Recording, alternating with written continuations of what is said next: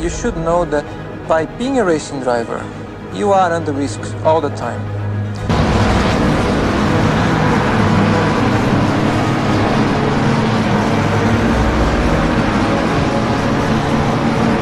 By being a racing driver means you are racing with other people.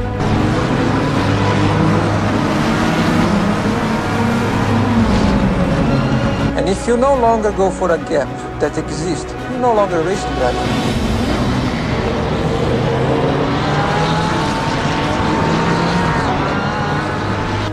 Because we are competing to win.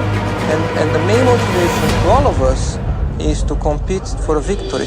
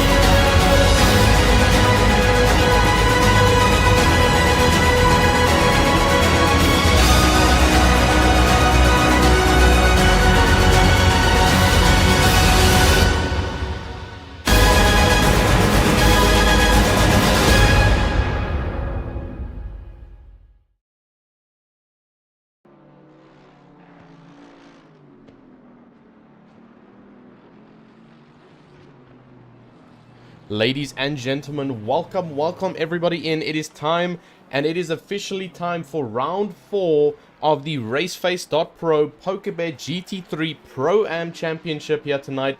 We are at Paul Ricard, and we are currently already away in qualifying. And boy oh boy, it's going to be a great race today. Thank you so much for everybody tuning in. We've made sure that we've gotten all the liveries sorted out and some of the technical issues we faced from last week's race.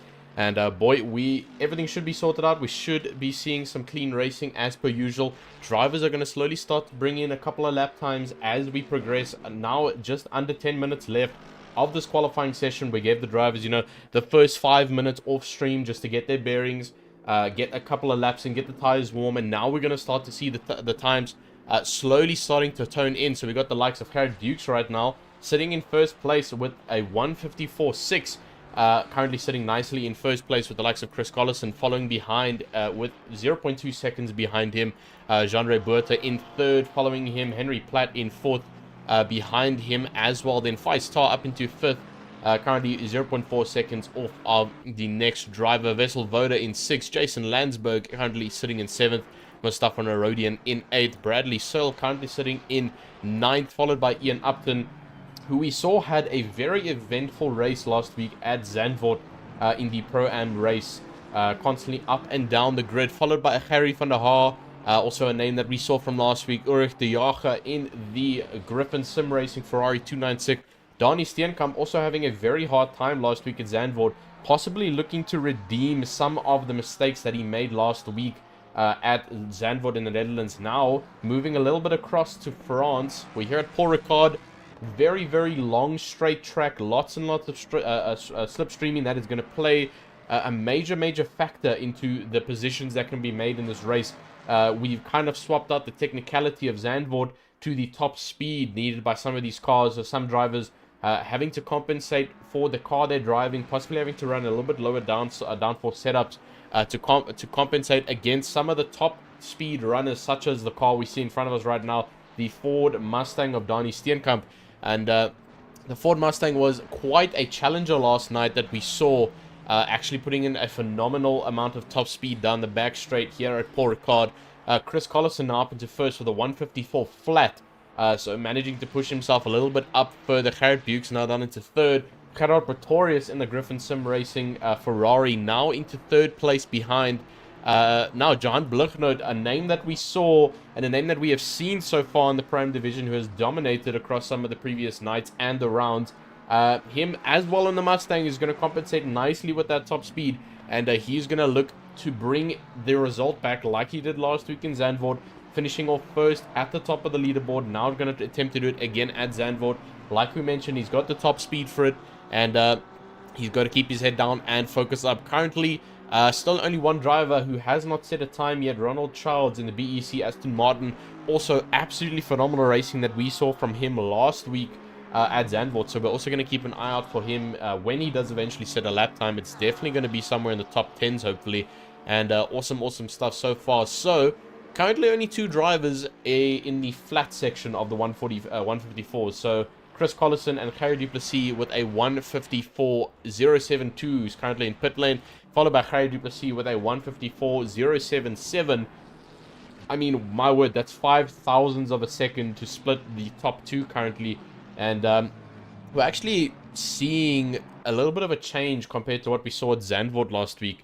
You know, Zandvoort, we didn't actually see the likes of Chris Collison up into the podium positions.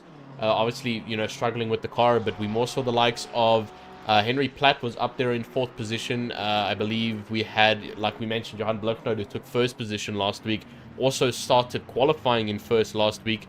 And we also had the likes of Gerrit Bukes, who was up there, Ian Upton, who was up there nicely.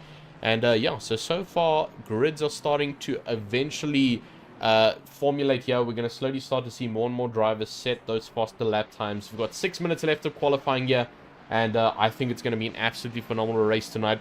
We are looking at a relatively cold track, actually. We saw it last night as well in the RACEFACE.PRO PokerBet GT3 Sprint Series. We saw 21 degrees on the track. Now we're seeing 20 degrees, and very cloudy skies actually above some of these, above the drivers here at Paul Ricard. I don't think we're going to see rain. It's more of like a dusk type of, more like a dawn actually. I see it's a 6 o'clock in the morning here at in France, so that does explain the minor portion of darkness that we are seeing on track right now. So hopefully a little bit lighter circumstances for these drivers going into the main feature race after qualifying. But let's have a look now. Johan Bloknoot with the only sub 54 on track, 153.6, currently claiming that 1st position back to the Omnius Gaming Nitro Ford Mustang, and he is looking to keep that top spot. He's currently sitting 1st in the championship. Last week he actually took that championship away from the likes of Martin Rautenbach, who is currently... Let's have a look if we do see a Martin Rautenbach. I missed his name last week and then I found it, but I'm actually not able to identify it this time. So I don't think Martin Rautenbach is in tonight's race, which will stunt his performance in the championship a little bit further. So currently Johan Bloknoot sitting in 1st, still followed by Chris Collison with the 154 flat. He's gone out again to try and set a faster lap time for the Simex RACEFACE Ferrari 296. Awesome color scheme, I might add. The white on the front and the black on the rear with the red in the middle. It's quite a nice touch, and it mixes well with those yellow fenders. Keeps the car nice and visible for those around him, and those rear view mirrors that he might be filling up throughout the rest of the night. Richard van der Heere in the green Hulk, like I mentioned, the green Hulk Ferrari 296, currently sitting in 4th place, and Gerrit Pretorius down below him in 5th. Jason Landsberg still sitting in 6th in the Jason Aston Martin, so personal team over there, always nice to see.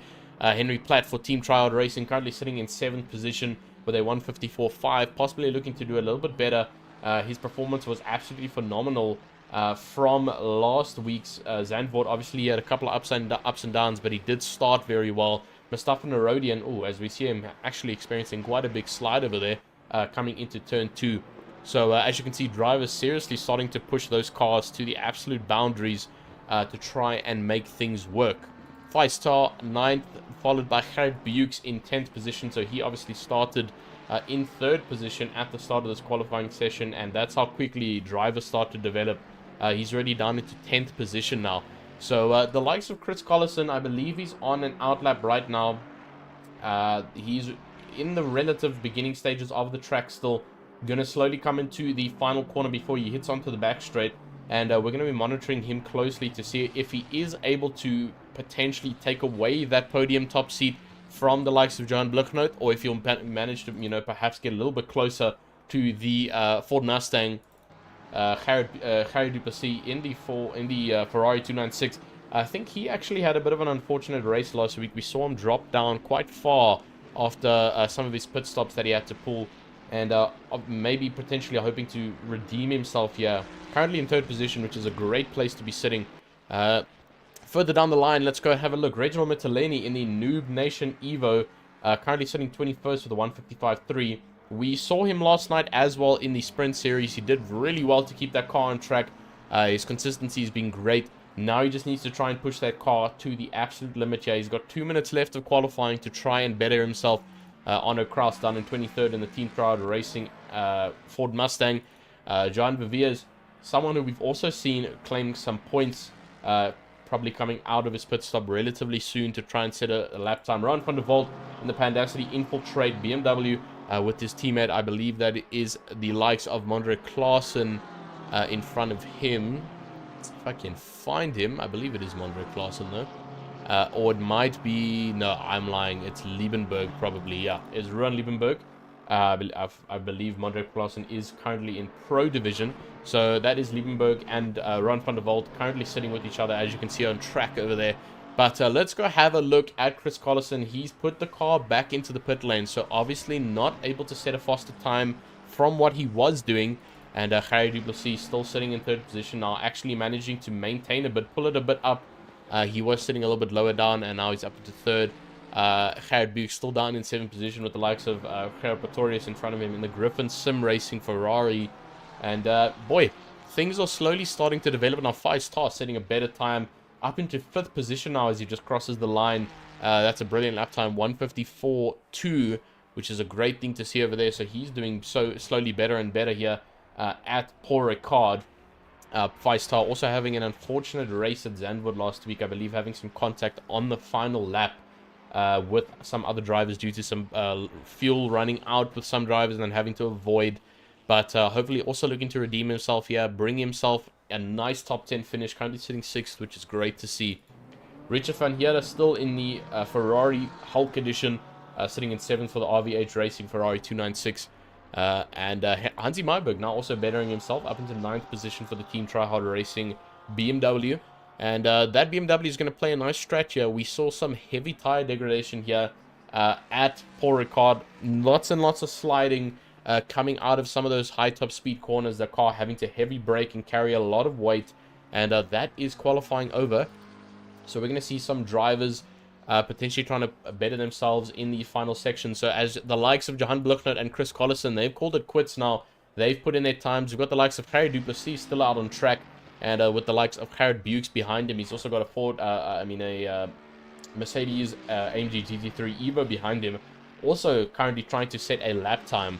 So they're going to have to try and keep things nice and lead. I believe that would be Vessel Voda.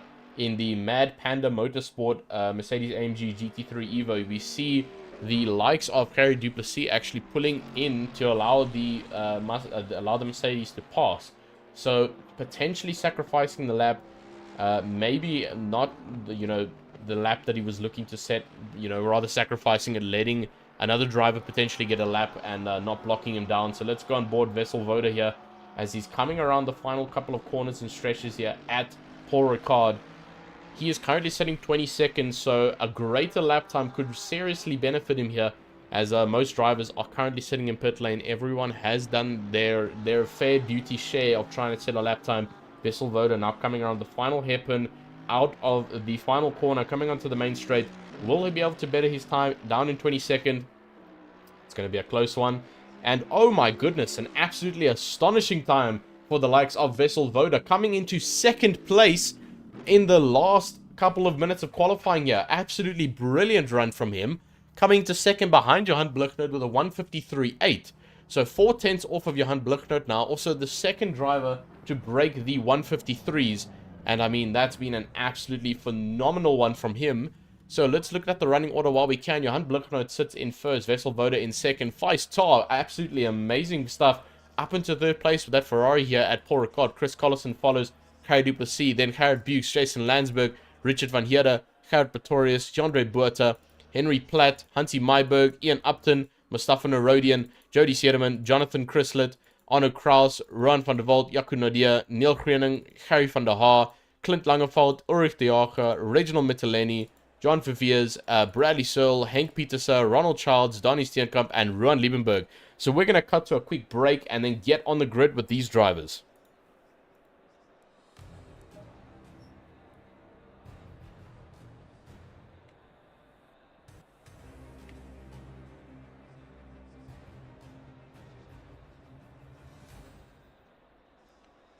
Alrighty then, and we are back on the grid with some of the drivers. Let's switch to our helo cam over here and head to the front of the grid here so we can see this monstrosity of a field of 30 drivers here in Pro-Am. And it's actually an absolutely amazing thing to be able to stream the Pro-Am race to show the skill that some of these drivers harness. You know, it's not all about the pros, it's also about what these guys can do. So that's an actual image of the full grid that we can see in one shot over here for the Pro-Am division. And we've got 55 seconds left, and the drivers will head into a nice formation lap to try and get themselves ready for what comes next. 1 hour and 20 minutes of hardcore racing here at Paul Ricard. We're going to have to see if it's going to be enough for them, and potentially taking some victories here for some people. You know, we've got the likes of Johan Blicknote sitting in first position now. He is currently sitting in the championship lead in the standings right now. So, you know, wanting to try and keep that good gap. We've got the likes of Vessel Voda, who has not been at some of the other races beforehand. So, obviously not too much of a championship factor. But Johan Blicknote will still want to keep ahead of him going into turn 1. He does, thankfully, Johan Blicknote, have the inside line going into turn 1. Which is beneficial for him. 5-star with an absolutely amazing performance up into 3rd place. Chris Collison also amazing stuff to put himself into 4th place. So some drivers really redeeming themselves from last week at Zandvoort, which is an absolutely amazing thing to see. I'm going to quickly try and get our virtual grandstand up in front of me so we can see some of the amazing stuff that these guys are also doing in the virtual grandstand. Let's go and have a look over here and try and see if we can get a hold of our virtual grandstand. Be redeeming themselves. Alright, apologies for that one. Okay, so we've got the virtual grandstand up here now. Let's just wait a bit. Alright. Alright, so while I wait for this to load, let's get back on course with what we are seeing. So drivers obviously now on their formation lap. Going to be something called brake drag. I finally got the name from Steven last night in the sprint series. Brake drag is the thing that the drivers will be doing in formation lap, allowing the brakes to bleed off lots of their heat into the rim of the tire and then into the tire, allowing it to keep nice and warm and be ready for the start of the line. But let's also mention some of the amazing things that some of these sponsors are doing. So obviously, and this will also get mentioned in our pro stream, PokerBet being the main title sponsor for the pro stream, bringing 150,000 rand prize pools to the pro drivers. But we've also got a nice little treat for the Pro-Am drivers, also having a stream up for the rest of the season. They have been blessed nicely with our title sponsor for the RACEFACE.PRO GT3 Pro-Am Championship for season 19, and that is by Red Star Raceway. Red Star actually providing a track experience to the winner of the GT3 Championship for the Pro-Am series, and that's going to be something seriously to look forward to for some of these top runners. Something definitely to chase with being halfway through the season now. We're now in round 4 of season 19, and we've got 4 more rounds left. We head to Hungaroring after this, which is also a very exciting track. Very technical in terms of the places where you can pass. It's not a lot, and it plays a great role in what can and cannot be done. But back to what these drivers can get. I mean, a track experience is absolutely phenomenal thing. You know, it allows the drivers to potentially chase for something, and there we go. We've got our virtual grandstand now live and running over here, so we're going to see if I can keep that up.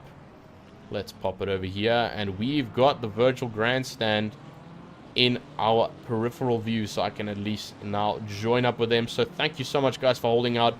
Obviously, I mentioned last week that we would have the virtual grandstand sorted by tonight. So here we go. Antonia Gamble, welcome to the VIP grandstand provided by Red Star Raceway. We've got the likes of Sumare Bukes, Garrett the B Bukes, send it. Obviously, a family member of the likes of Garrett Bukes up in 6th position over here. And it's going to be a phenomenal one for him in the Sim Alpha SRS Ferrari. Marius Boertma, have a good one. Team Griffins So cheering on some of the Griffin drivers. Let's go and have a look. So we've got the likes of Harry Pretorius actually in the Griffin Sim Racing Ferrari over here.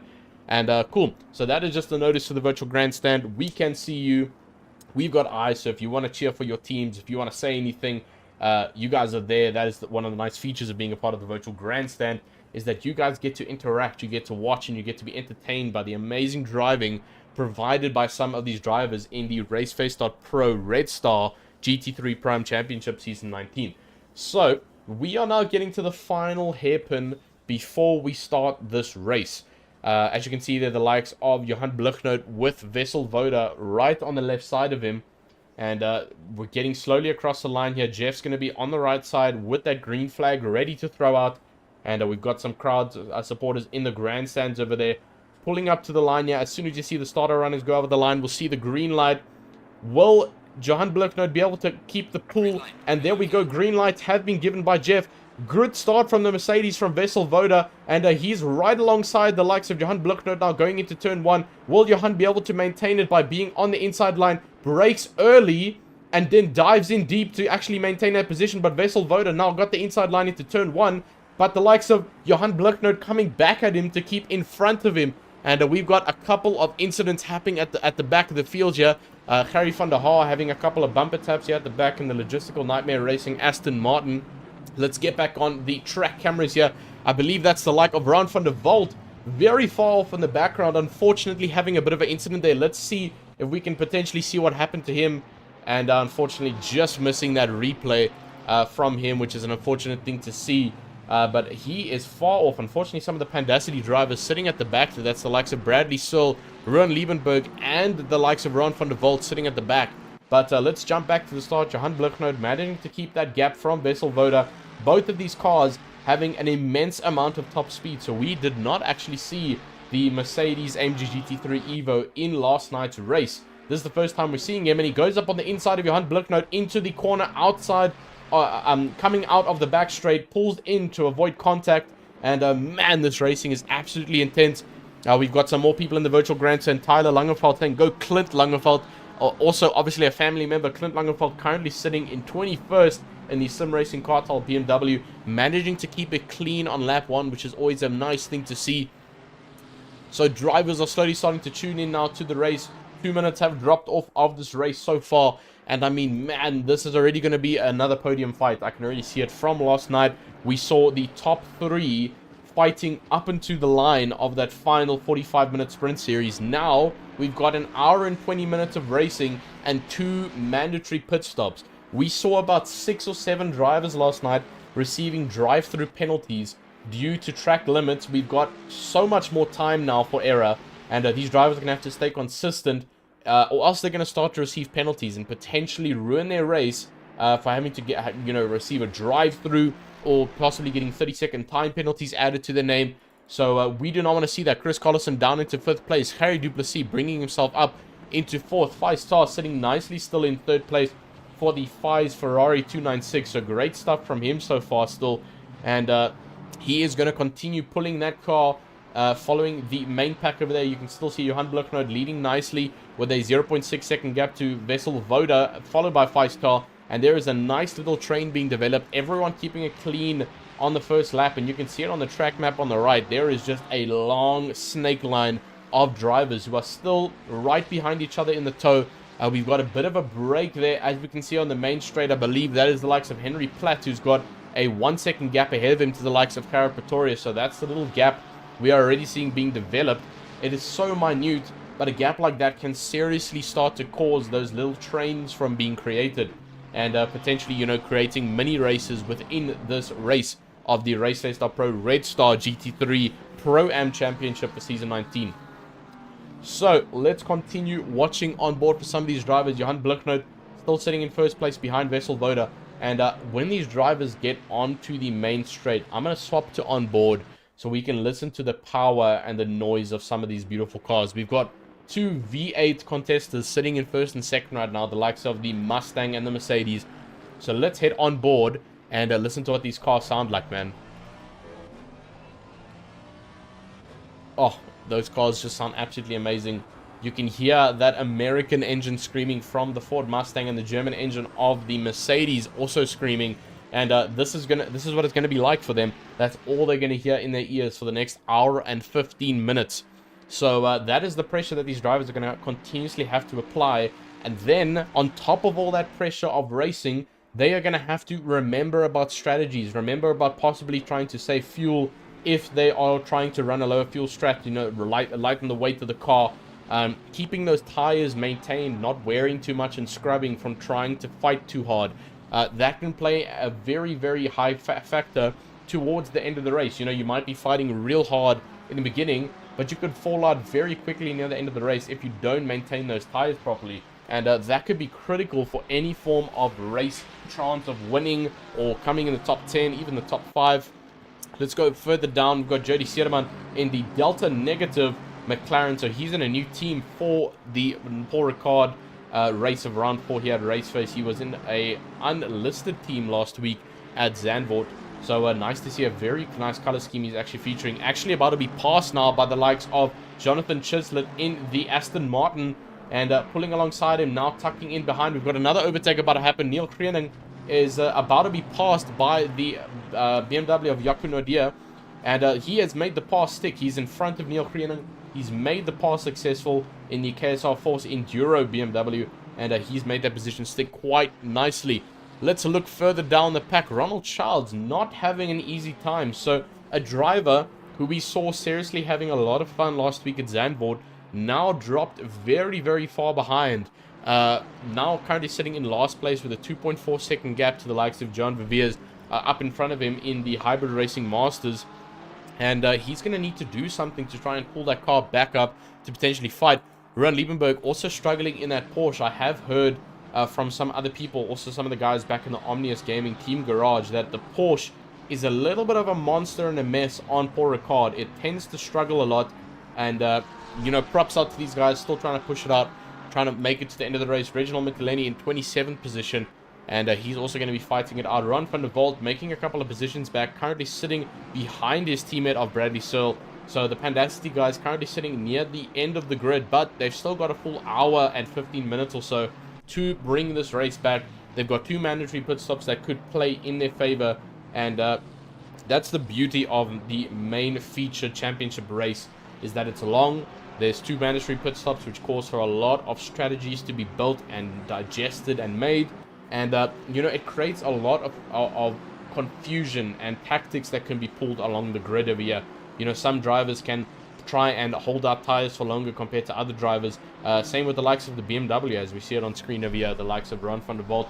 The BMW is known for having a nice, well, a decently lower amount of tire degradation compared to some of our other cars. So, potentially going to be pulling some different strategies to keep that BMW nicely ahead.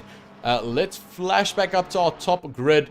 Let's go near our top 15. Jonathan Chislett still chasing down the likes of Mustafa Narodian in 14th position of the Triazi Competizione Ferrari 296. Ian Upton also in the top 15 in 13th position, having a bit of a slide there out that corner exit there for the Project Vapor car. Hunty Myberg now into 13th, and he's also in this little train behind his teammate of Henry Platt, who is currently in 11th position, and Hunty Myberg following behind him.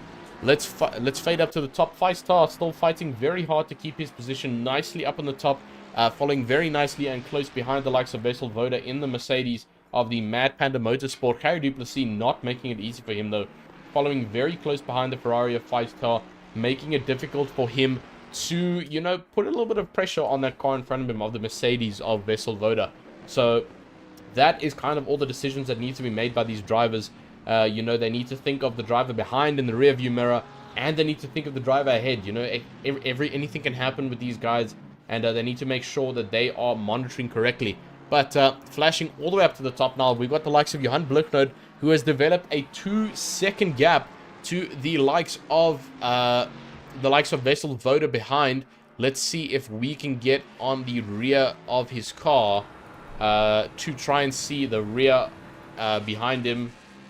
Unfortunately not able to find it, but he's doing phenomenally well, currently 2 seconds ahead of the likes of Wessel Voda, like we've mentioned. And, Vessel Voda actually being overtaken, or potentially overtaken by Feistar. As you can see, Vessel Voda going out on the outside, trying to carry that speed to keep in front of Feistar. But Feistar now receiving a lot of pressure from Carrie Duplessis behind him. This is an absolutely immense battle for second here, as Johan Bloknoot has run away with first a little bit over there. So Carrie Duplessis almost saw a gap there for himself to quickly grab from Feistar, jump in while he was fighting with the likes of Vessel Voda. And those are how quickly, well, that is how quickly things can happen in racing, you know, let alone sim racing. But that kind of stuff just happens, you know. All of a sudden, you're chasing someone down on the back straight. You're like, okay, awesome, we've got him. And next thing you see a rearview mirror, you've got a car alongside you who's just made the jump on you because you try to go attack mode on the car in front of you. So it's all strat. Feistar now going for another position on Vessel Voda. He is so close to him, but he has to make the position count. Going very deep on the inside now, and unfortunately not making it stick. We've got the likes of Carrie Duplessis, who actually had to go off wide there, hugging very closely. Let's actually look at a replay of that. Hugging very closely behind the likes of Feistar over there. As you can see, having to snap out to try and, avoid contact from Feistar. Now he's under pressure from the likes of Carrie Bukes behind in the Sim Alpha SRS Ferrari. Man, this is absolutely crazy. Chris Collison has also lost out a little bit down into 6th position. And Richard van der Heerde behind him in the RVH Racing Hulk Ferrari 296. And man, this is absolutely crazy. I can't even have a second to drink some water here. Hold on. Okay, we're refueled a bit. The mouth is moisturized, so we can continue shouting at our microphones here to try and entertain these the drivers and allow them to push a little bit harder here. So back onto Feistar. He is putting a lot of pressure on the likes of Vessel Voda, and he's actually got on the position from him. Let's go back 10 seconds. I believe he took him on the straight. You see him just in the front on the top left over there, just getting the position from Feistar, managing to carry the slipstream with that Ferrari and making the position count on Vessel Voda.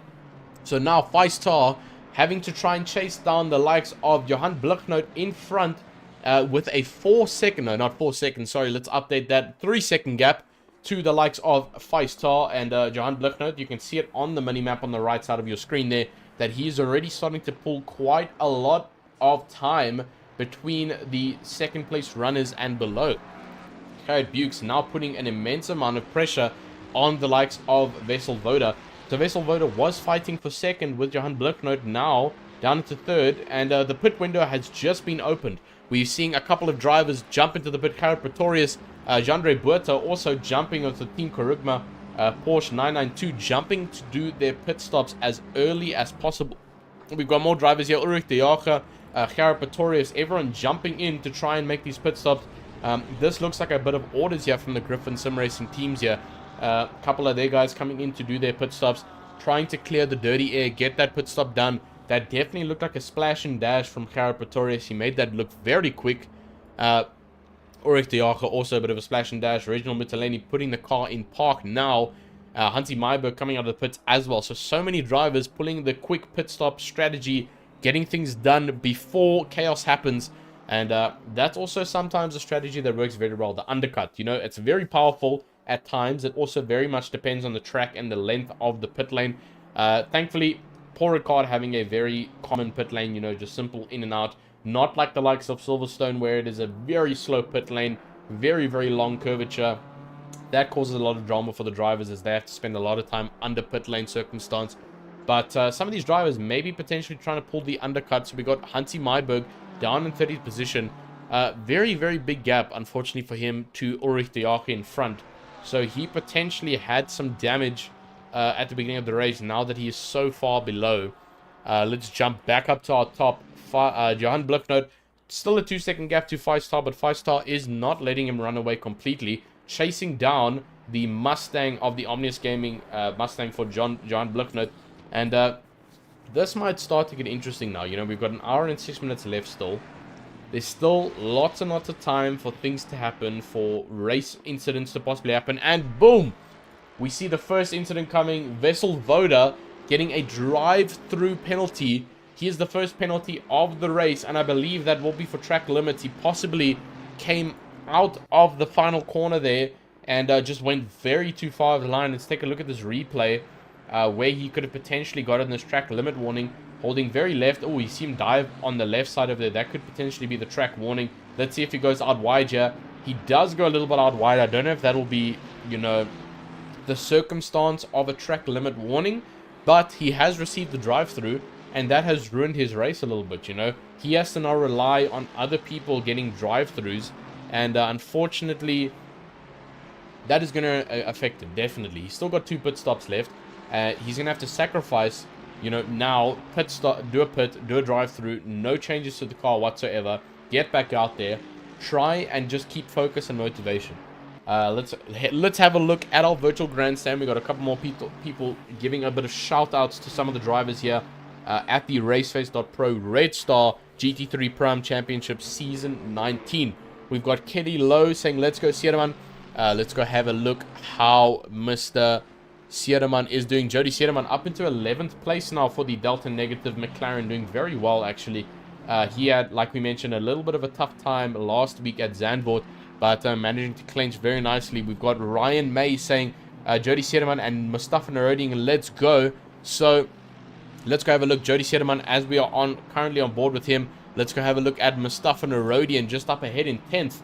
So these guys currently fighting, potentially trying to fight for position there. We saw Jody Sierraman actually losing the rear end there, coming out of that corner. That could potentially ruin his run.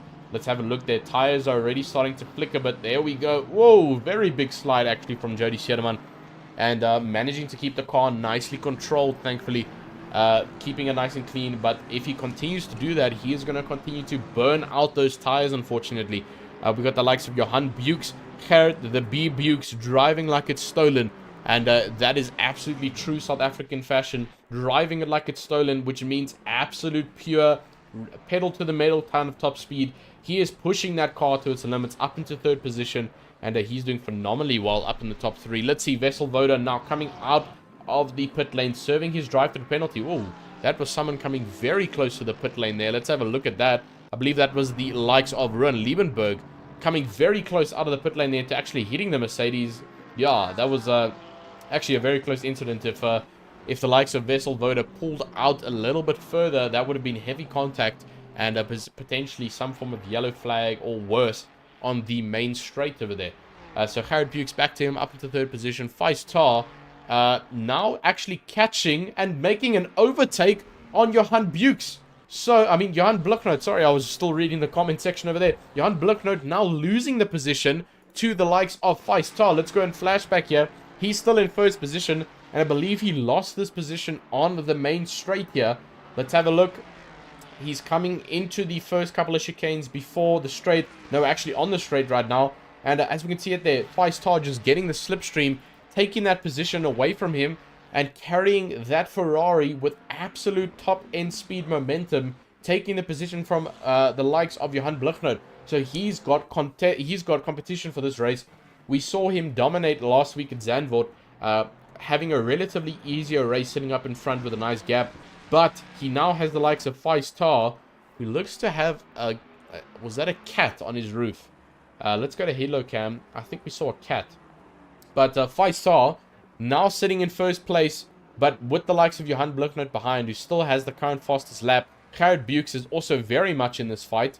So absolutely incredible stuff from these drivers. Let's go far chase here. That's definitely some form of cat on the top of Feistar's car. Maybe representing his pet from home, you know, maybe representing this race for him. But absolutely incredible stuff from these guys. And Johan Bluknoot now is going to be hunting for that 1st position back. He wants it back. He's currently sitting 1st in the championship. And this will be great points for him if he's able to take the car and finish in 1st. So, he's also going to have the likes of Gerrit Bukes in the Sim Alpha SRS Ferrari. Slowly starting to huddle up behind him. But let's have a look on Johan Bluknoot, Pov over here. How much speed does he start to catch up on the likes of Mustafa Narodian? Let's have a chase camera here with him. And you see that he is actually catching a little bit slowly but surely. I don't think it's going to be enough though. No, definitely not before the end of this corner. But potentially to do it again at another point of this race. So that is what it's going to be. Continuously in and out and in and out with these drivers. We saw it last night with the Pro Division. The top 3 were constantly swapping positions in the top 3 position spot. And man, it provides some absolute major source of entertainment for the virtual VIP grandstand here. I'm sure that the VIP grandstand are absolutely loving it over here in the stands over here of Paul Ricard in France.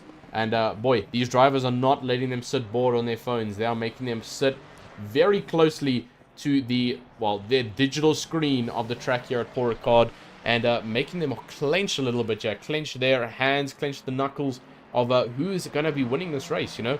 We thought Johan Bloknoot was starting to run away with the nice 2-second gap to the rest of the field, and then Five Star said, "Nah, I want some of that in the top position there," and has taken it away now from Johan Bloknoot. So we're going to keep an eye on the top 3 here. It might potentially even start becoming the top 4 with the likes of Chris Collison, only 4 seconds behind Gerrit Bukes.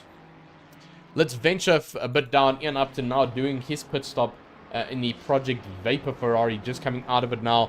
Clint Langenfeld in 13 for the Sim Racing Cartel BMW, who's got the likes of Bradley Searle putting a lot of pressure behind him. So potentially another train that might start forming. We've got Henk Pieterse in the Hybrid Racing Masters car, also the Ferrari 296. It seems like it's a very good choice for this track. You know, we've got the likes of Feistar sitting neatly up in first place. You know, it's a very well-balanced car here at Paul Ricard. In fact, it's a very well-balanced car at any track, if I might say. But let's go back down. We've got the likes of Johan Verveers in the Hybrid Racing Masters also, with the likes of his teammate in front. So this is a bit of a rivalry between these two guys of the Hybrid Racing Ferraris, chasing each other down on the main straight now. Will Johan Verveers potentially make a move on his teammate here? Let's head over to the far chase cam here. As you can see, check the speed that they get on that slipstream. Now coming out to the inside and slowly losing that speed from not being in slipstream anymore.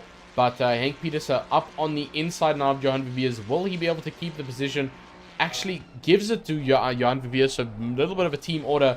But he goes very, very wide, unfortunately, missing his braking zone completely. That might be a penalty. And Henk Pieterse losing out to the likes of Ron van der Walt, who has jumped him now as well. So, unfortunately, that team play not working out too well. Henk Pieterse losing a little bit of speed and coming out of that final straight. And Ron van der Walt seeing that as a nice little meal to snatch up. And he's taken that position away from him. Someone to speak about, though, is the likes of Ronald Childs, bringing it back up into 17th, so up into the top 20th. He was struggling very far down at the end of the grid at the start of this race, and he's actually managed to bring it very nicely back to the top. Great stuff from him to see. Wessel Voda, after that penalty, sitting down in 18th position, so he has not had an easy time at all. He's gonna have to really fight for it. He's still got 2 pit stops that he has to do. 48 minutes of this pit window still open. And that is really going to cost him that drive-through penalty. He's going to have to hope that other drivers on the course also get some form of penalty. He's got the likes of Ruan Liebenberg behind him, putting a bit of pressure in the Pandasty Esports Porsche 992. So, a couple of trains that are going to start to develop now, more and more. We've already had most trains start to develop. Let's look further down the grid. We've got the likes of Arno Kraus in the Team Triad Racing Ford Mustang, currently sitting in 26th position. Not being too bad, keeping the car nice and consistent. He's already done a full pit stop, so he has minimized one of the mandatory pit stops, and he only has 1 stop left to do. Ronald Childs, currently in pit lane. I believe he's about to finish his final mandatory stop, unless the UI updates beforehand. Let's see. Will Ronald Childs be attempting the ultimate undercut? No. Okay, so that was his first pit stop. He's still got another pit stop that he has to do. So he is currently going to be sitting in 28th. Which makes a little bit more sense why he was so far up. You know, he obviously hadn't done that first pit stop, and everyone that was around him obviously falling very far back due to that first pit stop being done. So, let's go back up to the top. 5-star, look at that top 3 train right now. Gerrit Bukes has joined the fight with the fastest lap of this race as well. He is very, very close to the top 3. It's practically equal between the 3 right now. And this is going to be very intense to watch. We've got 2 different cars that are racing here. We've got the Ferrari and the Mustangs that are currently racing each other. Who will be better? You know, who will be better coming out of this? We've got the top end speed of the Mustang, having that front engine drive. Oh, little bit of contact there actually between the likes of the... oh, and that's actually Feistar who's spun out, unfortunately. Feistar, let's go have a replay of that, I believe. Oh, that is so unfortunate. I believe he got tapped out by the likes of Johan Bluknoot. I'm going to see if I can go back again a little bit. Let's see. Yeah, so, okay. Let's see. He is currently leading the top 3 pack, coming into that corner before the straight. Johan Bluknoot breaking a bit late. Gives him a love tap, and oh, that is so unfortunate. Losing the rear end. Unfortunately, I don't know if that can be classified as a penalty or not. That potentially might be a racing incident, but that is going to cost his race majorly. He has unfortunately lost out now. He's dropped down. He's currently still in 4th position, so he hasn't lost out too badly. But he is going to have to try and chase the top runners once again. All over. You know, he had to do it at the beginning of the race. He started in 3rd, chasing down everyone, and now he's got to do it all over again. So Gerard Bukes, currently the race leader. We got people in the grandstand, Pookie Stander, saying, let's go, Gerard. He is currently sitting in 1st position now. So he started in 6th, I believe, further down on the grid. Now, fighting the championship leader, Johan Bluknoot, at Paul Ricard over here. Currently sitting in 1st place for the number 3 Ferrari. And also still 2 pit stops among the entire top field, so he doesn't have to worry about that. And absolutely phenomenal racing from him as well. You know, he's managed to keep that car nice and steady. He's managed to put a lot of pressure on the likes of Johan Bluknoot, and it's been an absolute phenomenal one. I'm going to quickly take a 2-second water break, and then we'll be back.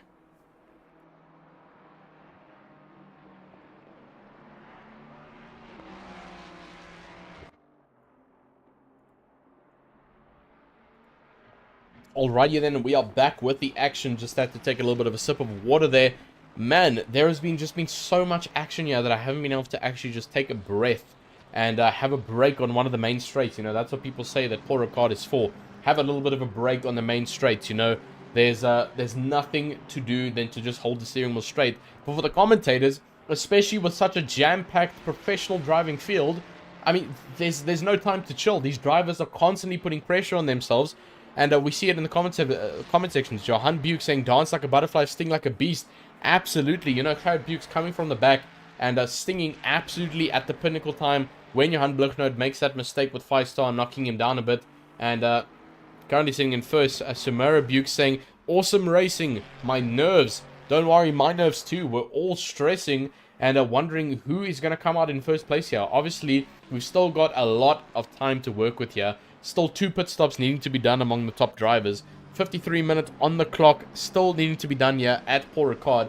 But that time is still definitely something that can affect all the other drivers.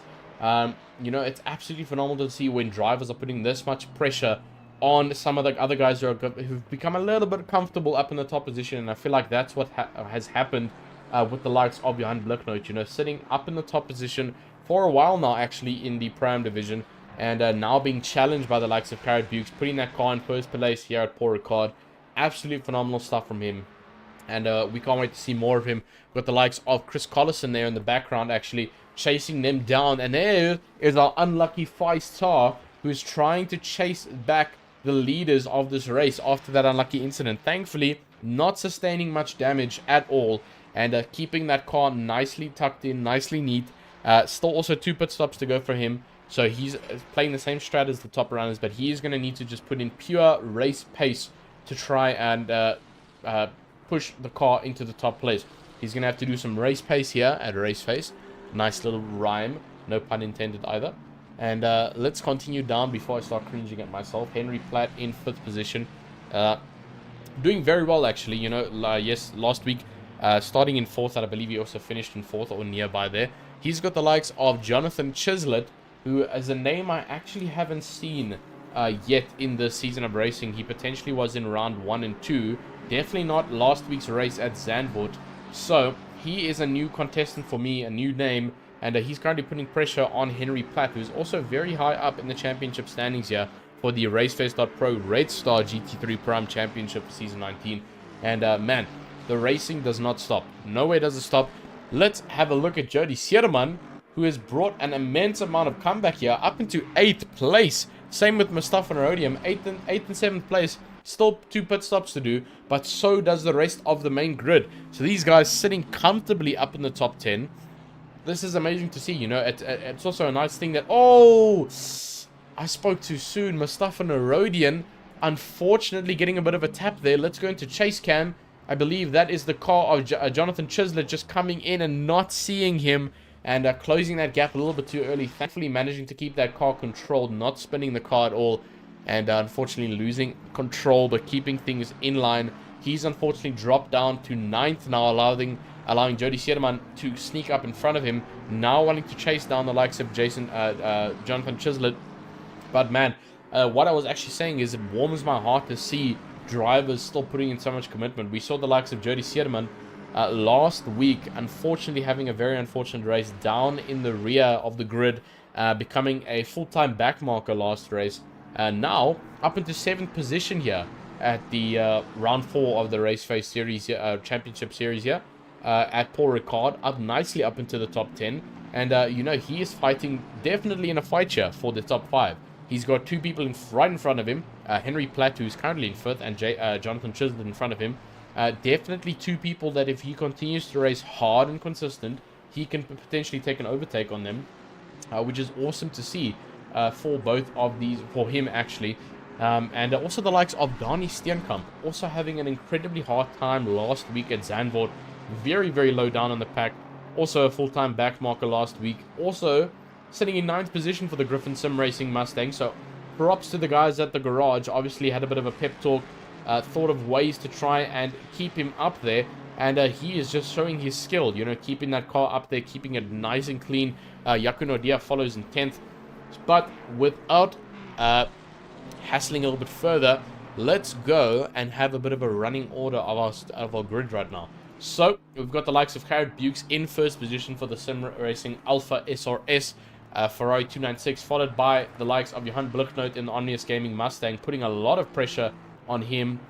Chris Collison in 3rd position, followed by Feistar, Henry Platt in 5th position, Jonathan Chislett in 6th, Jody Sierman in 7th, followed by Mustafa Narodian, Donnie Steenkamp, Yaku Nordia, Neil Greening, Johan Viviers, Ron van der Walt, Bradley Searle, Clint Langeveld, Wessel Voda, Jason Landsberg, Jan-Ray Buerta, Gerard Pretorius, Ron Liebenberg, Ian Upton, Richard van Heerden in the Hulk Ferrari 296. I don't know if he gets offended by me saying that, but I do not care. That car looks like the Hulk. He needs to drive that car like the Hulk, because that's just what it looks like. It's a great looking car. Harry Duplessis follows in 23rd, followed by Ulrich de Jager in 24th, then Arno Kraus 25th, followed by Reginald Mitteleni, Gary van der Haar, Henk Pieterse, Hansi Meiberg, and Ronald Childs. Unfortunately dropping down to 30th position is the last car on the grid, so still back into the struggle for the 111 Aston Martin, and that is so unfortunate to see. Garrett Bukes still sitting nicely in 1st though. Unfortunately getting lots and lots of pressure. Potentially an overtake might happen now with Johan Blichnoot.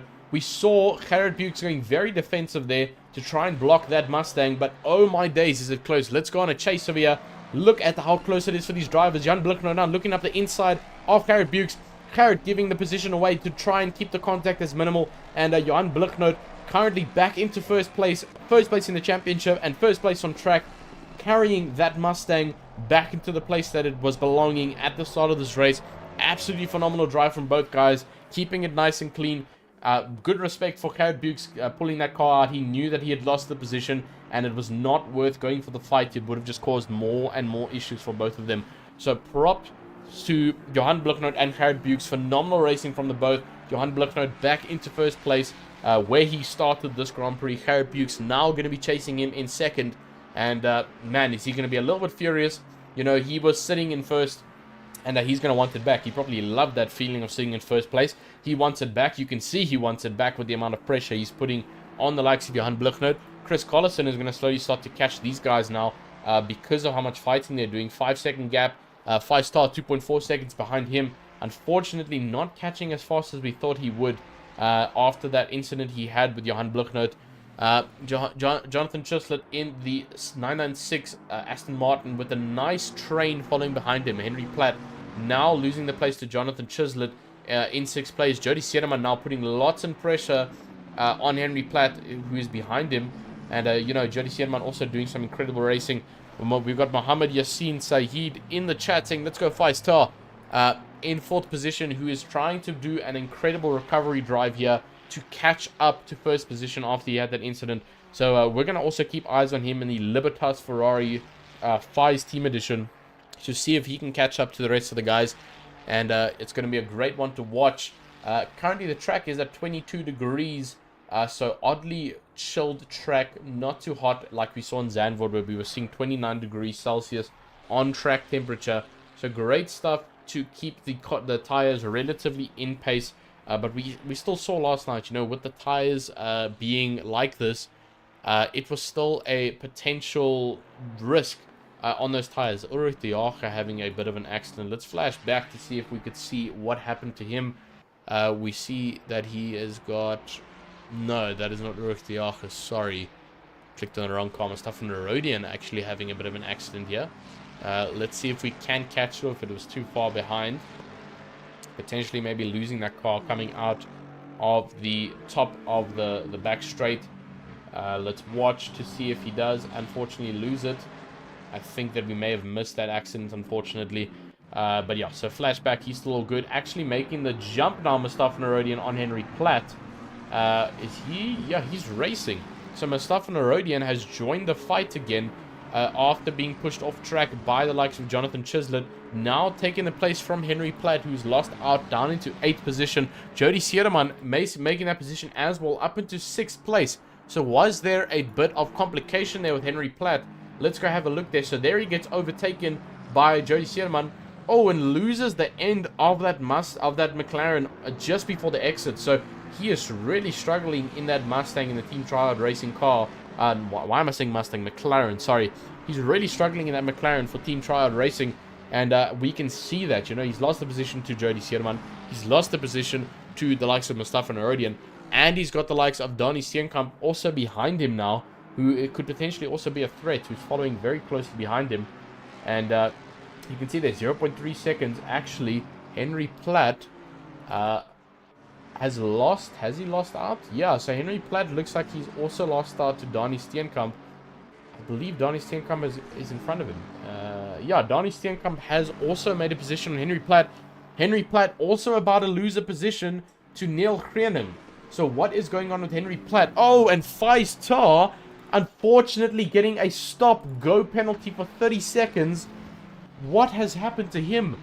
Unfortunately, receiving a stop-go 30-second penalty for whatever reason, whether that be track limits potentially going too overboard. And man, that has absolutely thrown his chances of winning this race away. A stop-go 30-second is by far the worst penalty you can get in this game. You've got to drive the car into the pit lane, stop at your pit box for a full 30 seconds. That is a full pit stop, and then go out. It's not even as... It's worse than a drive-through. A drive-through is just driving through the pit lane and then leaving. You don't have to stop. So he has to stop for 30 seconds. So real unfortunate for Feist Tar, down at 21st. That stop-go is going to put him even further down, and you can see he's just dropping off now. He has lost the motivation to continue this, and we hope that he continues racing, because, you know, it's not great to see drivers drop out. Henk Pieterse, now the first driver on track to complete both mandatory pit stops, down in 30th position now. We've got 32 minutes left of the pit window, and we still got drivers to complete both pit stops, but Henk Pieterse has decided, nope, I'm going to pull this to the undercut. I'm going to pit early, get out of that dirty air, and potentially other fights that were causing him to slow down a lot. And he is down in 30th now, but with no pit stops to his name. So now he's got to keep the car clean, no damage whatsoever, otherwise he's going to have to pit again, and that will ruin his chances of performing any form of undercut.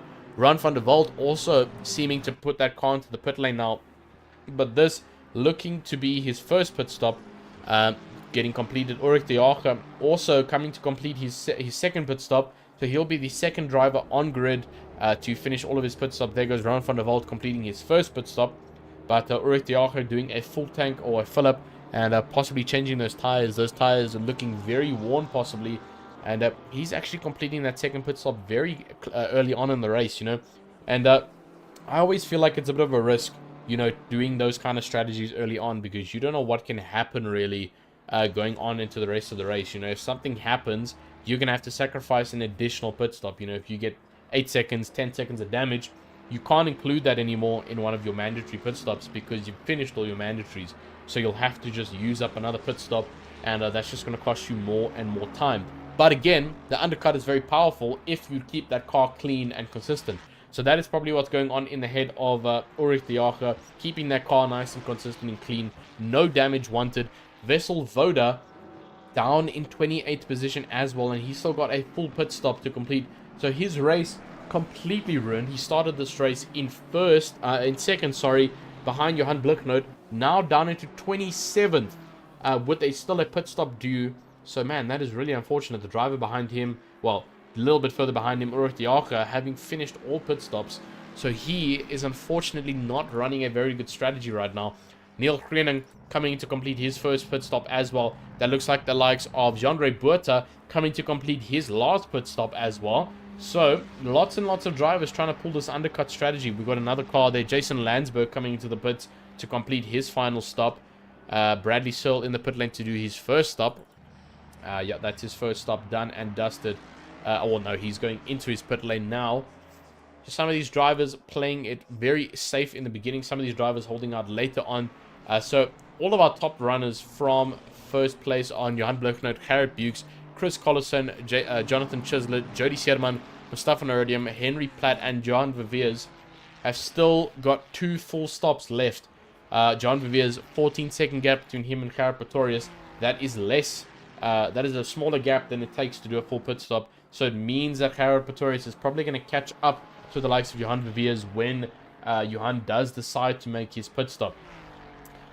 Alright, so all these strategies have to come into play of who is going to come out victorious in this race here at RACEFACE.PRO Red Star GT3 Pro Am Championship Season 19.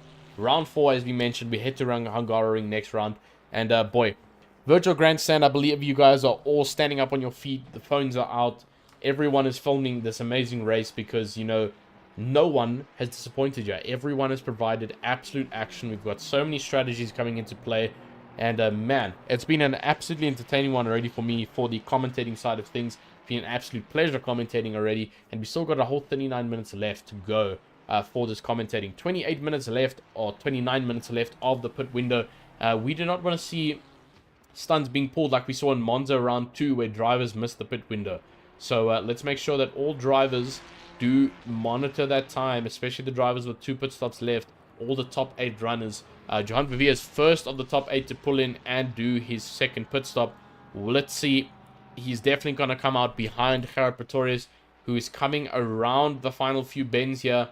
And no, he's already passed, actually. He's already going on to the back straight, so he's well past the likes of Johan Viviers in 8th place.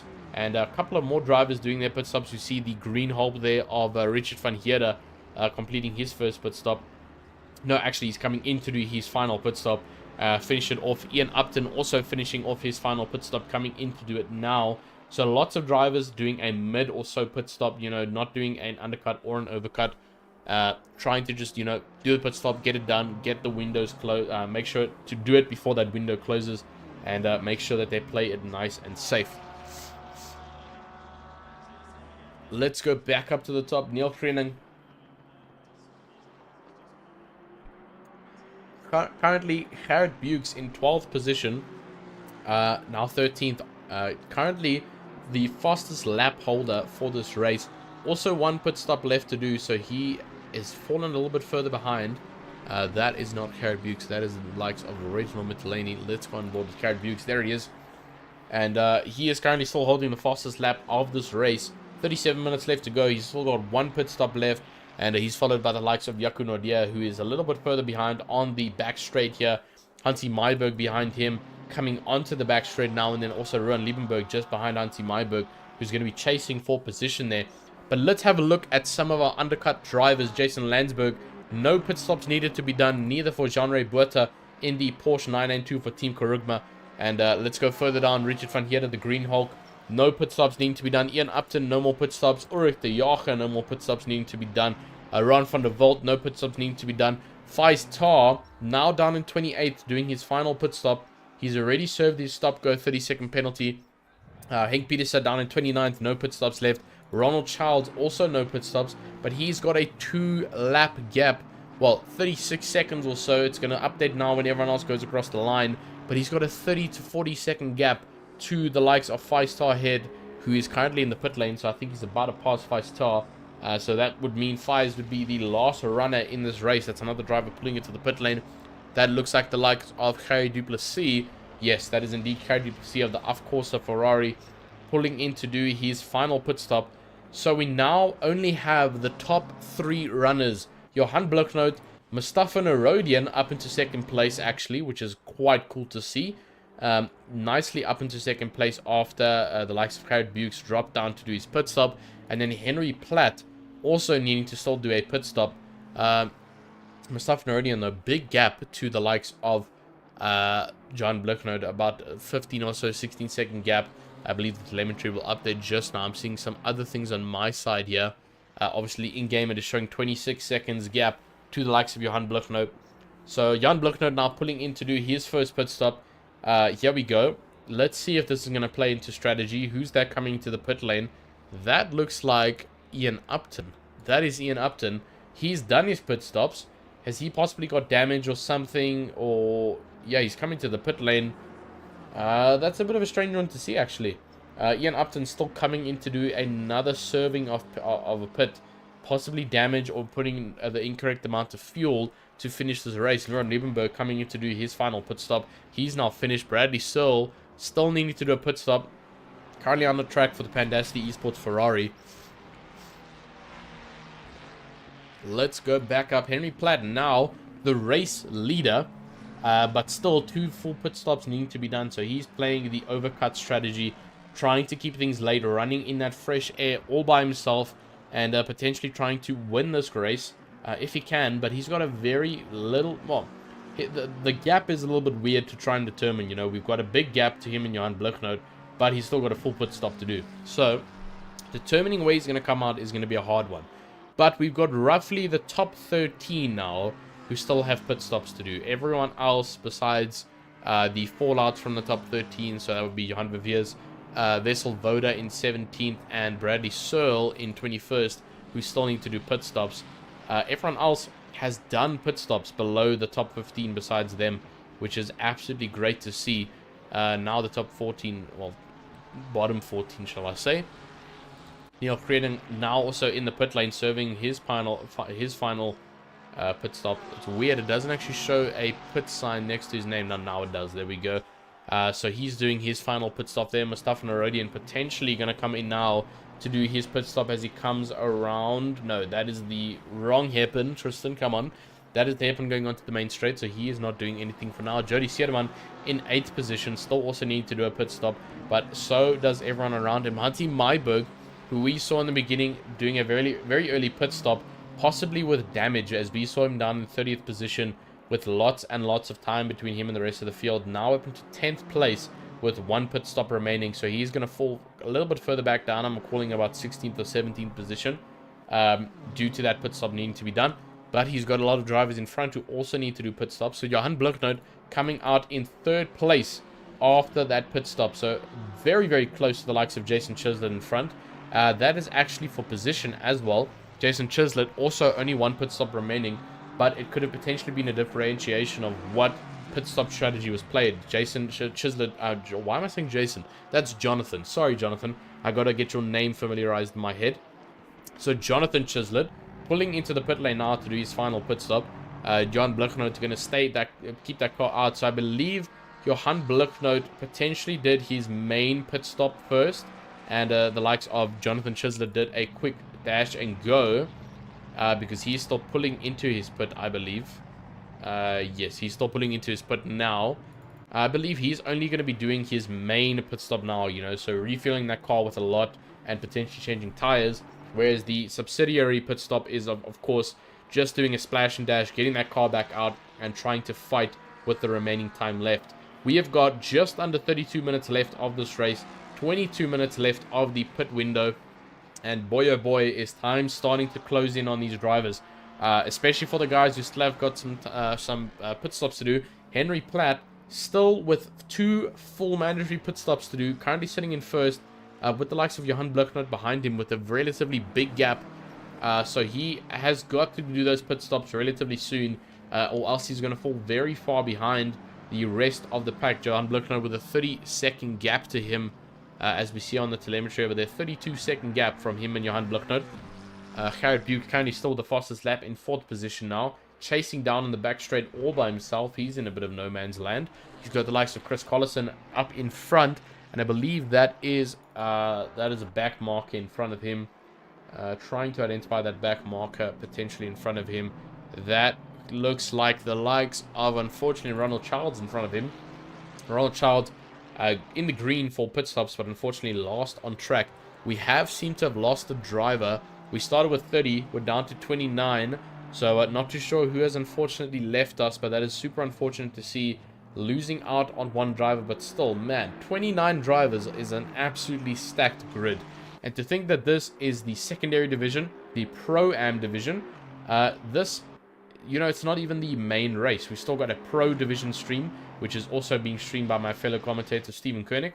And this is the Pro-Am stream, you know, giving the Pro-Am guys a nice chance to be up on the screens, showing their absolute skill, because they seriously are not far off at all from the pro drivers. You know, they've got a lot of skill to showcase, and in some cases, some might say that the Pro-Am drivers have got a bit more consistency compared to the pro drivers. You know, they don't have as much aggression in their feet at all, and you know, it's always a good thing to see when these kind of drivers are up on screen. You know, it makes them feel proud of what they do. It makes them feel confident to try and be promoted to the next league, because they definitely have what it takes. But yeah, we're going to keep watching these guys as they continue to race. Garrett Bukes, as we mentioned, still our current fastest lap holder, and Henry Platt still 2 full pit stops to do, which is super unfortunate to see. Well, not unfortunate to see, sorry, he's just playing a late strategy. But he is going to slowly start to have the likes of Johan Blichnoot. If you remember from the last time we saw Henry Platt coming out of this corner, Johan Blichnoot was 32 seconds behind. He's now 30 seconds behind. So he is catching Henry Platt with those new tires, with the added fuel. You know, the car feels a lot more fresh, and he's catching him very fast. So Henry Platt is going to slowly start to need to make up his mind of when he wants to pull this car in, get his pit stops done, or else he will be taken by surprise by the likes of Johan Blichnoot and the drivers that follow, like Chris Collison and especially Garrett Bukes, who has been a major top 3 worm, like I might say, a little bit of a worm in the top 3, you know, managing to crawl up there and cause a little bit of a confusion for some of the drivers to see that yellow Ferrari of the Sim Alpha SRS driven by Garrett Bukes. He's had an absolutely phenomenal drive so far tonight, and he's going to continue to do so. We've got 28 minutes left, and let's look down further down our field. We've got Vessel Voda, who started in 2nd, currently down in 15th with still 1 pit stop to do. Obviously, he had that penalty needed to be served, which is why we see him so far down on the grid. Harry Duplessis, also someone we don't expect to see so far down, but one thing to consider is that he has not done all of his pit stops, which means that he does not have to worry about that. He's got a bunch of drivers in front who still have to pit, and he can potentially make some positions from that. Donnie Steenkamp also doing amazingly well in 9th place for the Griffin Sim Racing Ford Mustang. Great improvement from last week at Zandvoort. 1 pit stop still needing to be done. Jody Sierman, also a crowd favorite here at the VIP Grandstand booth, currently in 6th place in the Delta Negative green McLaren 720S GT3 Evo. And he is doing phenomenally well, keeping that car very, very nicely intact. Very consistent. I haven't seen a single scratch on his car. I mean, last time I saw this car was at Zandvoort, and it had so many scrapes and bumps all over it. Now we're seeing a completely different driving style here from Jody Sierman. Very clean racing, very hard and very well, and it's always an amazing thing to see. I believe I know... No, I don't know, sorry. Yeah, I do know. I believe I am aware of which driver we have lost, and that is unfortunately the likes of Feistar. He has unfortunately left us, and obviously just decided to bin the car, put it away after the amount of penalties, which are real unfortunate to see. He really had a chance for 1st place, managed to snatch it away from John Blichnoot, and then unfortunately being involved in an incident, and then receiving the worst penalty in the game, the stop-go 30-second penalty, and obviously retiring that car because it is not worth running so far behind at the grid. So unfortunate things for him to see. Best of luck for next week as we head over to Hungaroring, and hopefully he can try and redeem himself a little bit. But Ronald Child still running in 29th position. He has still got the likes of Chris Collison behind him up in 3rd position, who is slowly starting to have a Garrett Bukes problem, who is following up behind him. Only a 4.6 second gap now to the likes of Chris Collison. So he's going to slowly start to fade into this battle for third with Chris Collison, and we'll see what happens. Henry Platt, though, still no pit stops done by him at all. He is holding both of these pit stops out to the end, you know, potentially telling the team back at the garage, hey, take some pictures while you see me up here in first. I need to do pit stop soon, so I'm eventually going to drop off. Let's get the media press going while I'm up into first place. It's always a nice thing to see some random drivers up in first, which is a great thing to see. But Henry Platt, also someone contesting for the championship. Like we mentioned, finishing fourth last week at Zandvoort, so he's also someone to look out for. But we've got 15 minutes left of this pit window, and he's still got 2 full mandatory pit stops to do. So he's going to have to do those relatively soon. Let's see as he comes out the final hairpin. Will he pull into a pit stop, or is he going to stay out again? It looks like he's staying out, and indeed he is. So obviously feeling very comfortable in that McLaren 720S. Not pulling into the pit stops yet for any form of change. So feeling comfortable. You know, the tires obviously not feeling too degraded. Maybe potentially trying to do a no tire change at all. Jonathan Chislett now receiving a drive-through penalty due to track limits exceeded. Super unfortunate thing to see from him. And man, that is unfortunate. Drive-through penalty down in 20th position. He had green on the mandatory pit stops, you know. He had done everything beforehand, getting everything done, trying to just chase for the undercut. And unfortunately, the undercut has been ruined with the drive-through penalty. So he's going to have to serve that within the next 3 laps, which is unfortunate to see. Let's go further down. Arno Kraus, now in 21st position, will get a free position on Jonathan Chislett. In front of him, Neil Greening and Ulrich de Jager. Also 2 popular names that we also saw from last week. Some great racing from them. And keeping it nice and consistent in the Griffin Sim Racing car and the logistical Nightmare Racing Aston Martin. One of the oldest cars in grid, actually, the 2019 Aston Martin. So great stuff to see a couple of Astons still out there. Next up on age would definitely be the likes of Vessel Voda and the Mercedes AMG GT3, the 2020 edition. And then followed by a bunch of youngsters. We've got the youngest on grid being the Ford Mustang. Donnie Steenkamp's got that car. The 2024 Ford Mustang, so he's practically a newborn. Then we got the 2022 BMW, obviously the 2023 Ferrari, 2023 Porsche as well. I believe it's 2022, one of the 2.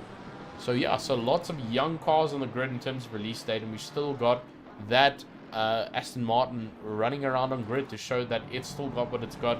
It's still got what it takes to actually try and do something. But now we see the likes of Jonathan Chislett pulling in to do his pit stop for his drive-through. So pulling in very nicely and getting that done as soon as he can. He doesn't want to delay and cause any issues with the stewards. Ian Upton down in 27th, unfortunately not having the race that he probably would have expected. We did see him up there in the top 10 earlier. Well, close to the top 10 possibly. And unfortunately, all pit stops cleared, down in 27th position with quite a big gap to the rest of the field up ahead. So unfortunate scenes from him. Ruan Liebenberg also not having the greatest race, down in 28th position. We saw some great stuff from him last week at Zandvoort in the Netherlands, and unfortunately just not managing that Porsche here at Paul Ricard.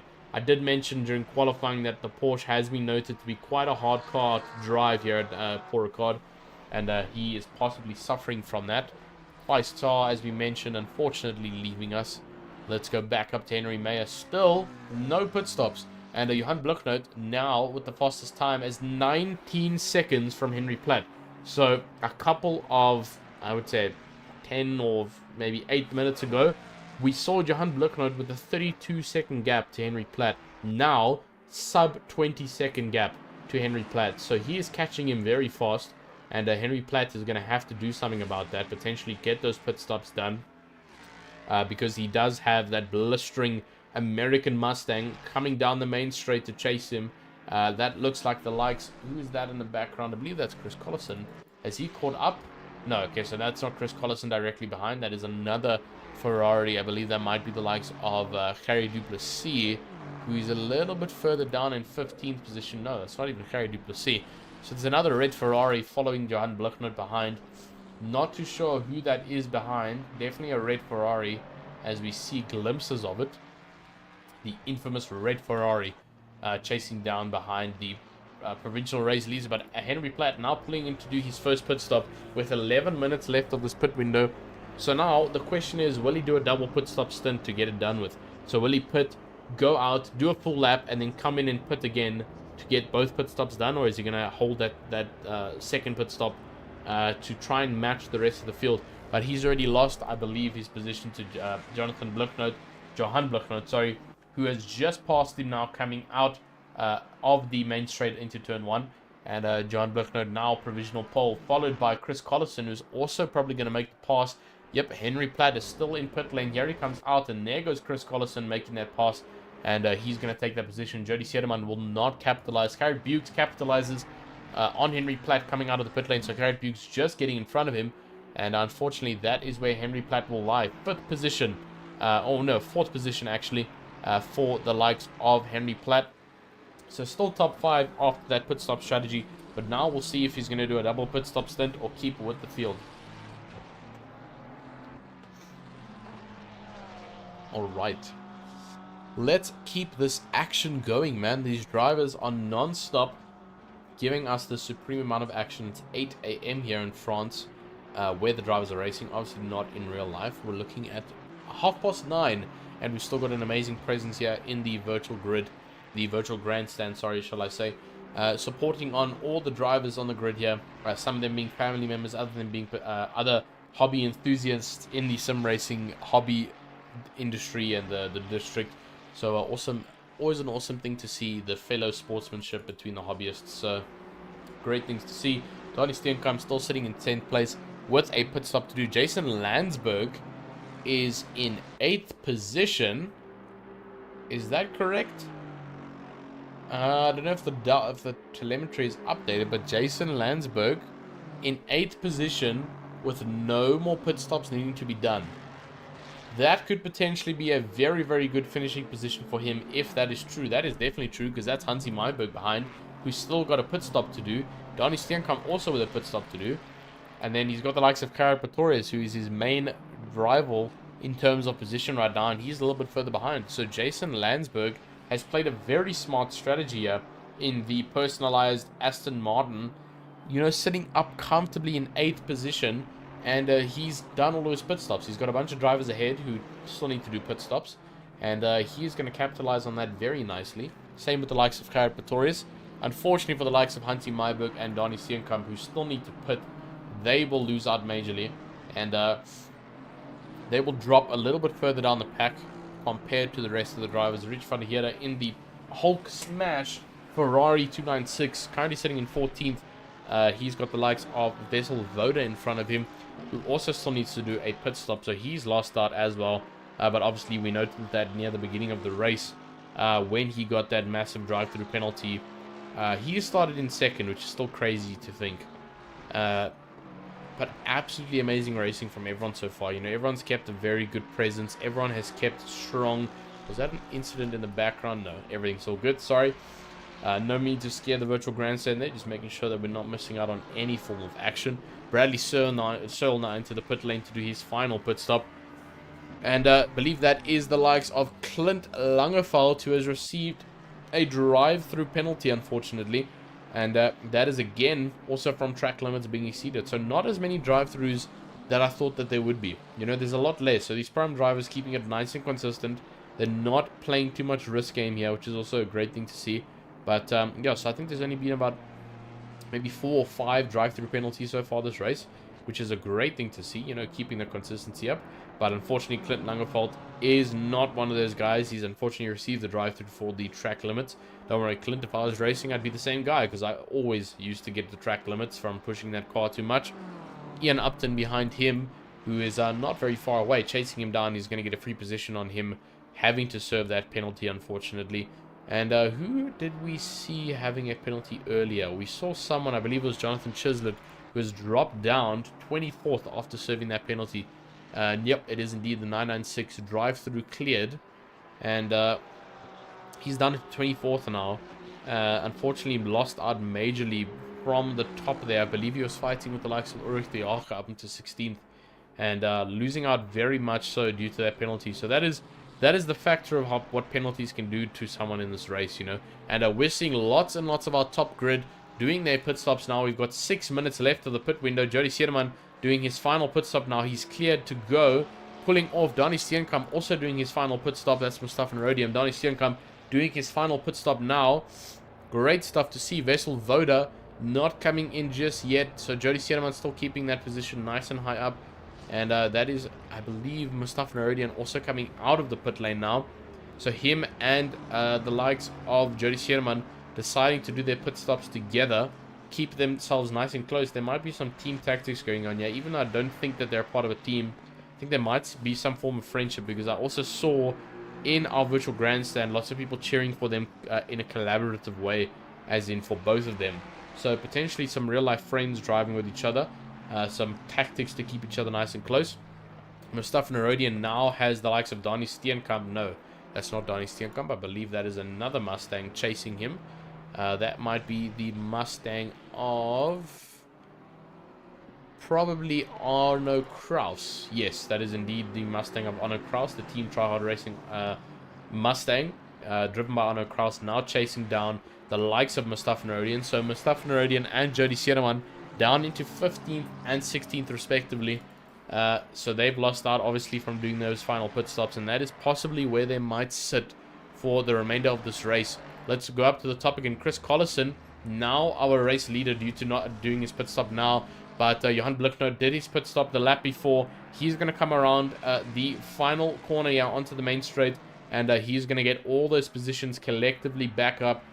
He's not going to get Henry Platt, as he has decided to stay out. But Chris Collison and Carrot Bukes, look at how close these two are coming out of the pit lane. That is a fight for third right there. As currently Henry Platt still sitting in first place. These two are going to be battling it out, coming straight out of the pit lane. Let's see this. I mean, this is going to be absolutely crazy. Coming straight out the pit lane, bumper to bumper. Both of them completely cleared of their pit stops, which is a great thing to see. Jaco Nordia now putting himself up into the top 5, but still a pit stop needing to be done. So him and Henry Platt running a similar strategy. Heinzie Myberg now completing his final pit stop. He's going to lose out a couple of positions. Same as Vessel Voda coming in to do his final pit stop, clearing his name of any form of regulatory changes. And he's going to be scot-free now for the final 14 or so minutes of this Grand Prix. But Henry Platt, again, pulling the late strategies of not pitting with the rest of the grid. So he has still got a full pit stop needing to be done. And you can see in the background on that main straight was Johan Blicknoot. Here he comes. So he is 8 seconds away from Henry Platt. That's definitely catchable when Henry Platt does do his pit stop. So he doesn't even have to worry about that. He's currently sitting comfortably in first place. He's got the likes of Jason Landsberg, who has benefited completely from doing those early pit stops. Jaco Nordia in front will need to still do a mandatory pit stop. So that means Jason Landsberg is going to come into third position, actually second potentially, if he catches if he manages to catch off Henry Platt. Second position in this race just due to strategy. And that is what strategy can do for you in this race. So if you play your strategy cards right, that is how crazy things can be. But let's have a look at it now. Here comes Henry Platt into the pit lane.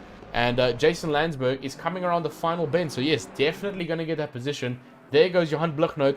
Henry Platt still in the pit lane. Hasn't even stopped at his box. There comes Jaco Nordia as well. That's Jason Landsberg. Jaco Nordia also coming into the pit lane. So that means Jason Landsberg is now fighting for the podium position right now. Currently in second place. That Aston Martin is covered in dirt from racing hard the whole night.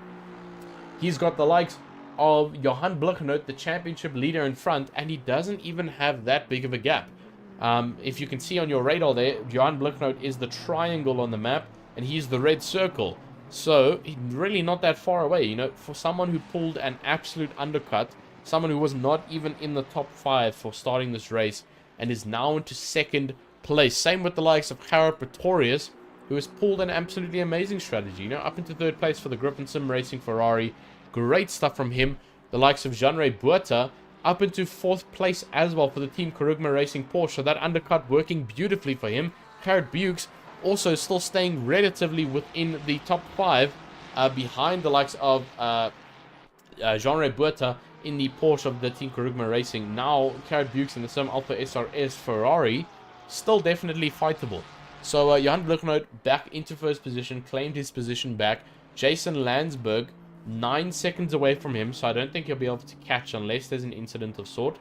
But he has confirmed himself a podium position if he can keep this car clean, which is an absolutely amazing thing to see. We've got 1 minute left of the pit window, and I believe every single person on grid has finished those pit stops. So we won't be seeing any disasters like we saw in Monza in round 2 of the RACEFACE.PRO PokerBet GT3 Championship.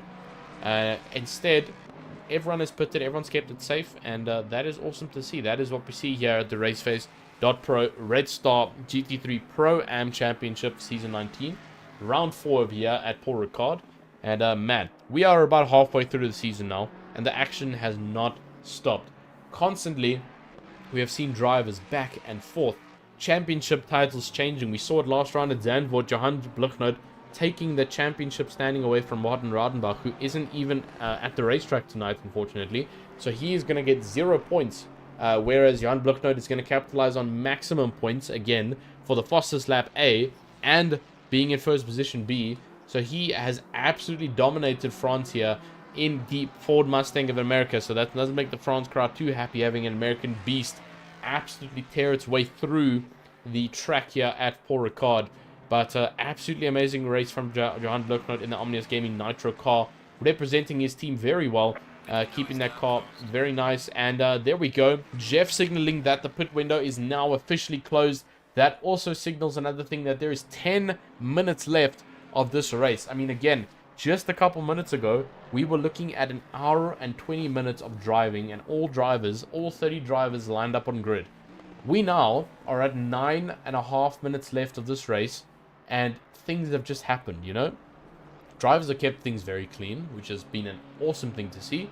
We've seen some absolutely amazing and respectful sportsman-like racing between all drivers. They've kept their heads on, they've kept things well and good, and that is also a beautiful thing of what we like to see. But, man, it has been an absolutely amazing one. We've got 9 minutes left, and we're going to keep watching on for some more action. So far, it looks like we're going to be leaving Johan Bloknoot alone until the checkered flag for now, unless we see some form of yellow flag under his name. He's currently sitting very nicely. No issues with him so far. Jody Sierraman has also lost connection, or he's disconnected. Unfortunately, Jody Sierraman I'm not able to access his his camera, so it means he's turned it off, and he's currently sitting in pit lane. So Jody Sierraman, having an absolutely phenomenal drive, has retired the car, I believe. Man, that is so upsetting to see. And oh, man, that actually hurts my heart. From what we saw last week at Zandvoort, he brought such a recovery drive here at Paul Ricard, and then unfortunately to retire the car. Not sure what the reason was. Maybe there's someone in the virtual VIP grandstand who can give us some insight. Maybe it was something to do with the mechanical or real life type of failure, or it could have potentially also been network or power failure. Those kind of things do happen here in sim racing, especially in South African sim racing. And man, that is so unfortunate to see. Let's head back up. Let's look at a bit of a grid standing so far. So obviously Johan Bloknoot sitting in first position, followed by the almighty underdog Jason Landsberg in the Aston Martin Racing, followed by Gerard Pretorius in the Griffin Sim Racing car, John Buerta in the Team Karukma Racing, Chris Collison in the Simex Raceface Ferrari, followed by Richard van der Heerden in the Hulk Smash Ferrari, Carrie Duplessis, followed by Gerard Buikstaan in 8th, then 9th, Henry Platt, then Ulrich de Jager in 10th, followed by Neil Greening, Onno Kraus, that looks like, Jaco Nordier, Ron van der Walt, Reginald Mitteleni, John Viviers, we've got Hansi Meiberg, Vessel Voda down in 18th position. Unfortunately, after facing this incident, Dani Steenkamp in 19th position, Mustafa Narodian in 20th, Harry van der Haar in 21st in the Logistical Nightmare Racing Aston Martin. Then we've got Jonathan Chislett in the also the Aston Martin, no team, he's representing himself. Henk Pieterse in the Hybrid Racing Masters Ferrari, followed by Bradley Searle, and followed by Bradley Searle's Ian Upton, who has also had a bit of an unfortunate race in that Project Vapor Racing car. Ruan Liebenberg in the Pandacity Esports Porsche, also having a bit of a tough race. Ronald Childs, who's managed to bring it up to 27th from 30th, but also having an unfortunate race, and then followed by Clint Langeveld, who will round up our currently active grid. Obviously, we did have Jody Sierman and 5 Star who raced this race with us, but they are unfortunately both DNF'd and retired. So Clint Langeveld in 28th, currently the final standing car on grid. But please, to the people who are supporting Clint, please tell him not to give up or, lose motivation now. He's got 6 minutes left, and the main thing is to see the checkered flag with the rest of his sim racing peers. That is the most important thing. So let's go ahead and look for some action. So Henry Platt, obviously the driver that we saw, pulling the very, very late pit stop strategies, now sitting in 9th position with the likes of Ulrich de Jager behind him, putting some pressure on him from the Griffin Sim Racing garage. And that is going to be a bit of a fight, I think, going towards the line. We've got 5 minutes left here, and we see the likes of Ulrich de Jager following very closely behind Henry Platt, potentially going to make a move on him. We know that Ferrari's slipstream capabilities. Let's go on the back of him. Let's see if he's able to do anything with that slipstream, closing very closely on Henry Platt. Will he make a move? I don't think he's going to be able to have the capacity. He's getting close. Pulls along the outside. And no, unfortunately, Henry Platt closing that gap off, keeping it very defensive and managing to keep that position. But he's going to be under threat for the laps to come, as that Ferrari is very close behind the likes of Henry Platt. Let's go further down. Ron van der Walt, also someone who we have seen struggling a bit. He's got the likes of Reginald Mitteleni behind him. He's trying to break that toe. Let's go onto the back of Reginald Mitteleni. You can see there, Ron van der Walt trying seriously hard to break that toe. Actually probably reducing a lot of his speed to break that toe. And Reginald Mitteleni keeping it strong behind him in the Noob Nation Evo car. Let's head back up. Actually, no, let's head back down. Let's get the cameras back rolling. Carrie van der Haar in the Logistical Nightmare Racing Aston Martin down in 20th. Mustafa Narodian was fighting alongside Jody Sierman, has unfortunately lost his peer down in 21st. Jonathan Crislet, as we already mentioned. So Garrett Bukes, obviously we saw him fighting as well very high up, has unfortunately managed to get himself down into 8th position. Still very good to finish and bring that car home in the top 10. That brings some great points for him and great points for the team at Sim Alpha SRS. Great stuff from him, and it's a beautiful livery that he's rocking with that car as well. And yeah, I think that's also an amazing thing that we've gotten to see, thanks to loads of the guys who are providing liveries. We've got some great guys who are creating liveries for some of the other guys who don't quite know how to do it. And in all, it's just creating a better racing experience, because especially with the streamable divisions such as Pro and Pro-Am, we're getting to see these liveries live on stream. And man, some of these are really beautiful. One of the liveries that really picked up my eye last night and tonight, I gotta hand it to the person who created Jody Sierman's livery. That green on that McLaren made it look so aggressive, like a Jordan from the 2000s. And man, it's unfortunate to see him dip off from this race and not able to finish it. But we still have a lot of people to run this race and finish it off. Still Clint Langeveld rounding off the grid in 28th. Ronald Childs up ahead in 27th. Then let's head up to Chris Collison, still in 6th position. He's in a bit of a train himself over here. Richard van Heerde behind him, who is currently trying to chase him down. And then he's got the likes of Harry Duplessis following him behind, and the Garrett Bukes a little bit further behind that train. So this is a bit of a fight right now for the battle for 4th. You can see it as they come down the pit stage there. All these drivers currently trying to fight for that battle for 4th, with John Ray Buerta currently leading that train in the Team Korogma Racing. Garrett Pretorius, a little bit of no man's land right now. He's got a little bit of a train behind him that he doesn't have to worry about too much. And then Jason Landsberg in complete no man's land. He's got the race leader in front of him, but a 12-second gap to round it off. That was a 9-second gap a couple laps ago, so unfortunately not catching the race lead of Johan Bluchnoot. That's an unfortunate one to see, but he still had a phenomenal race. I mean, I don't know if I did not check my telemetry right, but he came out of absolutely nowhere. He literally pulled up from the bottom of the grid or in the middle pack of the grid, and he's come up into 2nd place now behind Johan Bluchnoot, who's the championship leader. And he's managed to actually give a bit of a contention here for the podium position of 2nd place. Garrett Pretorius as well, finishing exceptionally well if he manages to bring the car home. He's got about 2 minutes left. And wow, the podium guys must really be thinking of that amazing sponsor award that is awaiting them at the end of the season. Obviously, only one of them is able to take that home, and that'll be the guy who finishes on the top spot of the podium. And they will win the track experience provided by the title sponsor of the RACEFACE.PRO GT3 Championship, and that is Red Star Raceway. who will be the provider of the track experience, obviously at Red Star Raceway in Delmas here in South Africa, which is an awesome thing for some of these drivers. We got word from Jeff there that the leader is on his final lap. Johan Blicknoot finishing off his final lap now. He just crossed the line, and that is going to be the final lap now for the Ford Mustang of Johan Blicknoot in the Omnius Gaming Nitro theme. Also a great livery.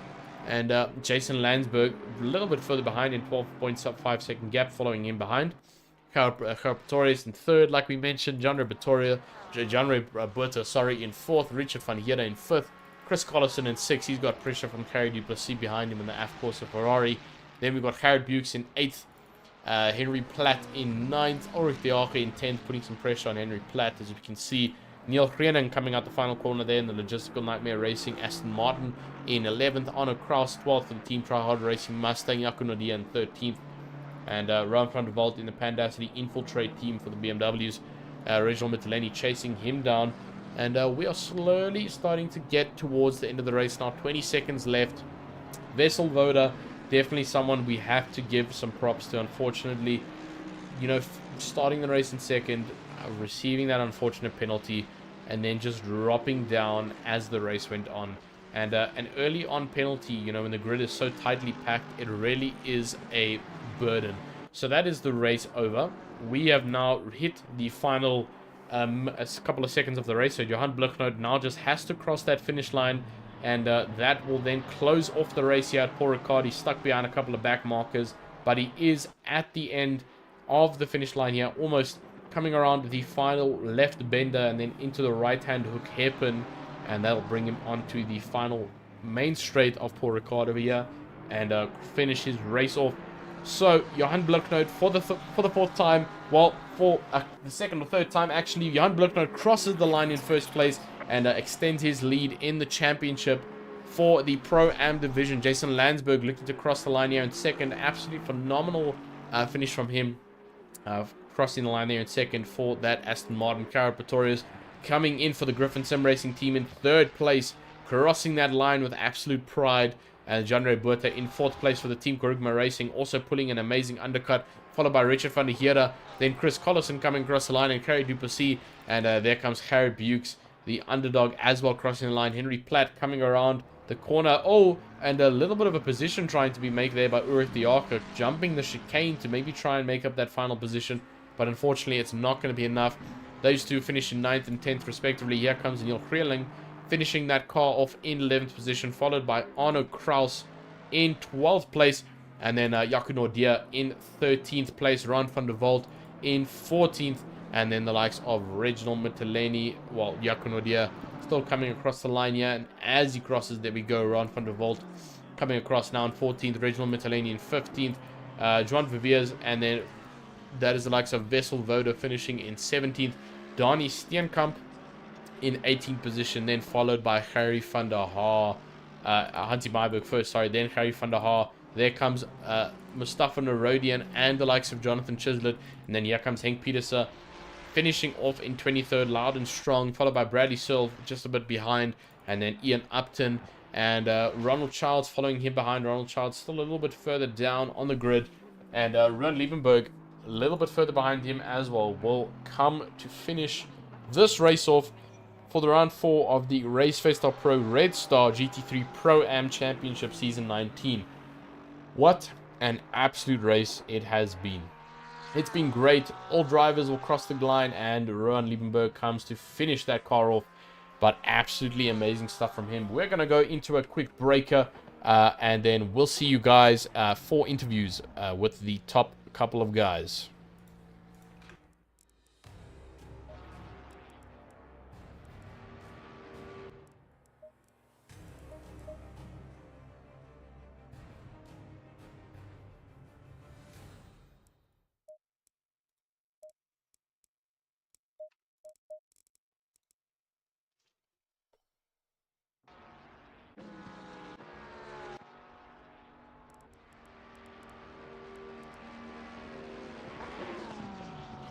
Alrighty then, and we are back at it. So what an amazing race. We're just waiting for some of the guys to come into the interview room. Waiting a little bit to see if we are going to have the guys coming in for interviews. I'm just going to quickly pop a message in the chat just to let the guys know.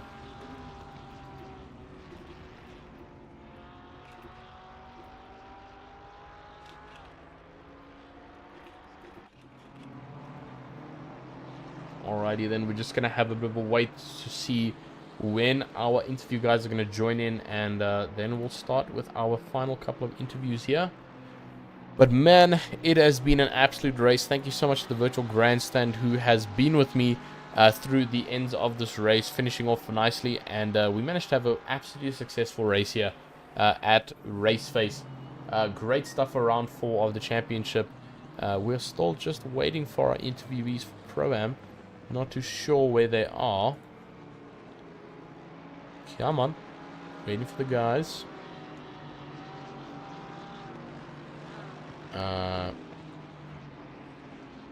Let's see if we can give them an @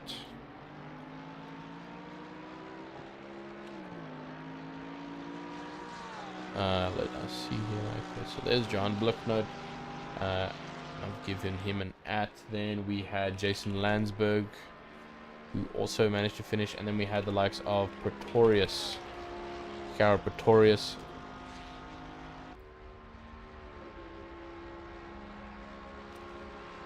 Just waiting for them to join in us on the interview room. Let's go ahead and have a bit of a look again at the awesome opener trailer, and we should hopefully be back after that with the guys for the interviews.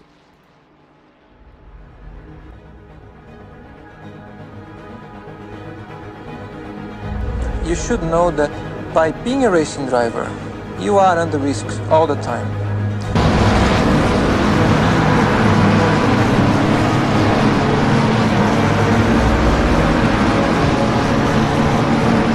By being a racing driver means you are racing with other people.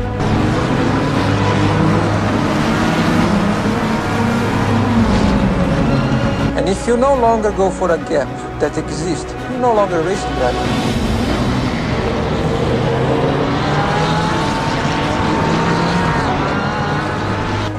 Because we are competing to win, and the main motivation to all of us is to compete for a victory.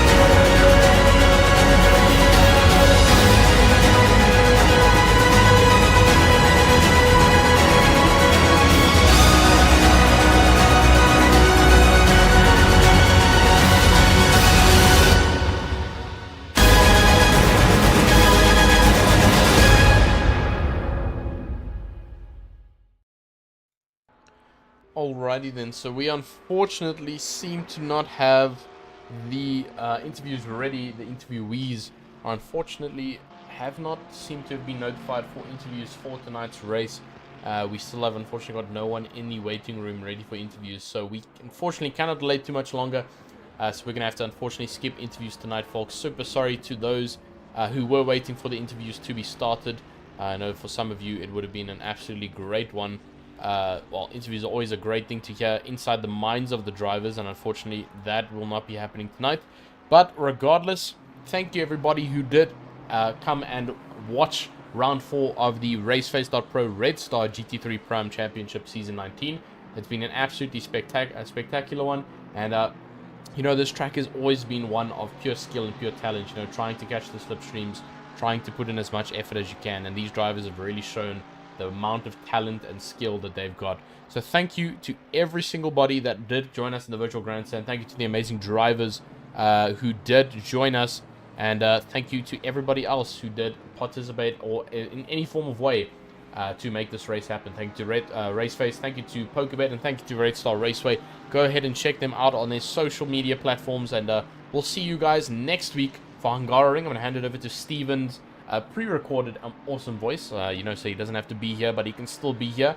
I'm going to hand it over to him to give us the finisher for tonight's race. So without further ado, have a great night, everybody, and we'll see you guys next week at Hungaroring.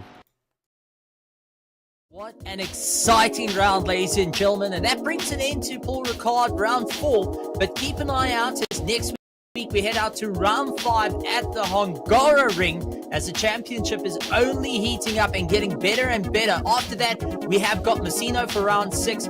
Round 7, we head out to Kalami. Then we move on to the Nürburgring for the championship. I can't wait.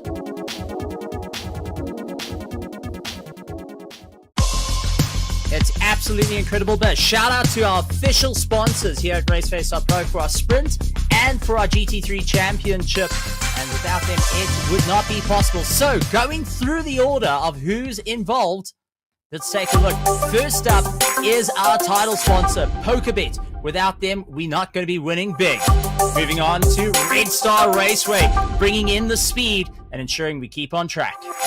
Thirdly, Ardnadorf Machinery Mart, ensuring that we have all the hardware power bringing to your doors. SA Lube to ensure that we are slick on our travels on the circuit. Moving on, Scallywags Drift Academy for all the sideways moments that you see out on track. Tenvo Tech being a major sponsor, bringing all the fancy overlays for you streamers out there in the world of RaceFace.Pro. And a big shout out also goes to Productions, is THT Productions, bringing you all live action right here from the track. We'll see you next time.